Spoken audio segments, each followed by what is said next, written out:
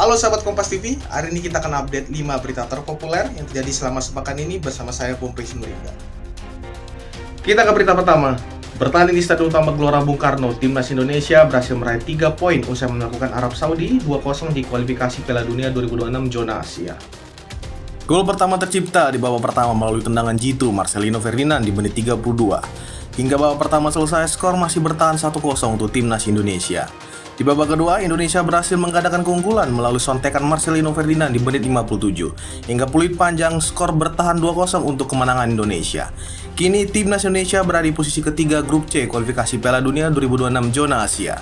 Melalui penetapan DPR, Komjen Pol Setio Budianto terpilih sebagai Ketua Komisi Pemberantasan Korupsi periode 2024-2029. Setio Budianto meraih 45 suara dalam rapat pleno Komisi 3 DPR RI yang digelar di Kompleks Senayan.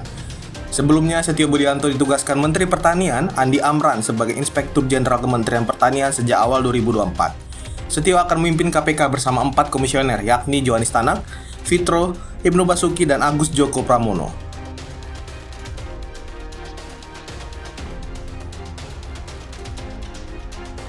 Berita ketiga, usai menghadiri KTT G20 di Brasil, Presiden Prabowo Subianto melanjutkan lawatannya di Inggris.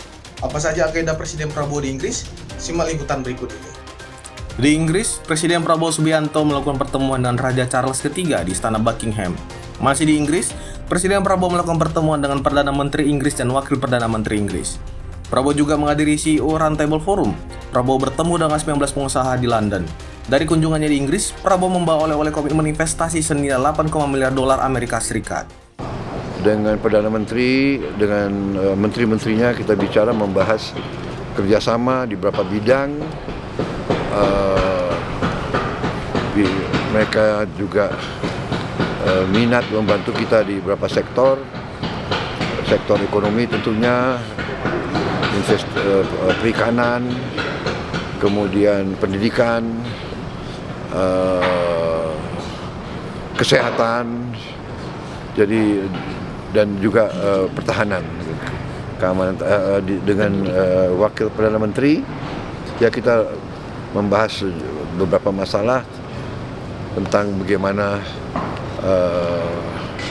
saya jelaskan rencana kita untuk menyelenggarakan makan bergizi untuk anak-anak kita. Mereka sangat terkesan, sangat juga ingin mencari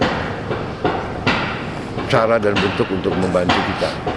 Menko Polhukam Budi Gunawan menyebut kasus judi online di Indonesia sudah dalam tahap mengkhawatirkan atau darurat.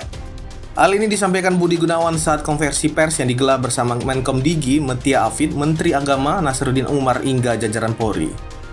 Budi Gunawan juga menyebut bahwa saat ini masyarakat ditipu oleh para operator judi online. Sekali lagi, saya sampaikan bahwa judi online ini sudah sangat meresahkan begitu, sangat mengkhawatirkan dan situasinya memang sudah darurat. Namun demikian, di dalam melakukan upaya-upaya penegakan hukum terhadap para pelaku judi online, sebagaimana yang telah disampaikan oleh Kabar Eskrim tadi, kita tetap berpegang pada konsep pertanggungjawaban pidana dalam hukum pidana.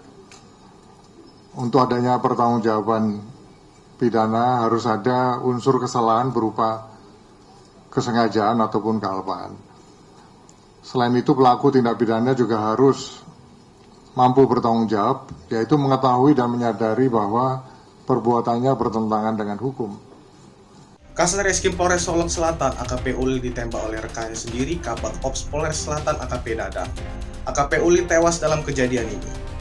Terkait kasus ini, Kapolri Jenderal Listio Sigit memberi perintah tegas untuk menindak dan memproses tuntas pelakunya.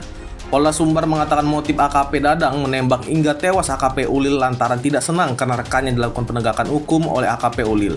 Hingga kini Polda Sumbar juga masih melakukan pendalaman terkait dugaan AKP Dadang membekingi tambang ilegal.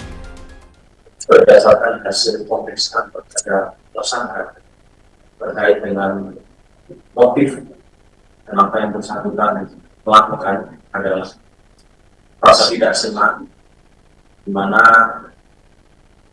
rekanan pelaku ini dilakukan penegakan hukum oleh korban di Polres Solok Selatan.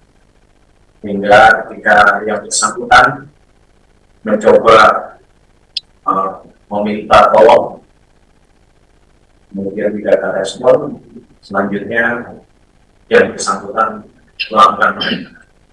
Artinya benar dia membuat. Sementara yang keterangan dari tersangka yang kita dapatkan. Tentu kami penyidik akan terus mendalami. Sahabat Kompas TV, itu dia 5 berita populer yang terjadi pada pekan ini. Saya Pompei Sinulinga, pamit undur diri. Jangan lupa untuk share, like, dan komen.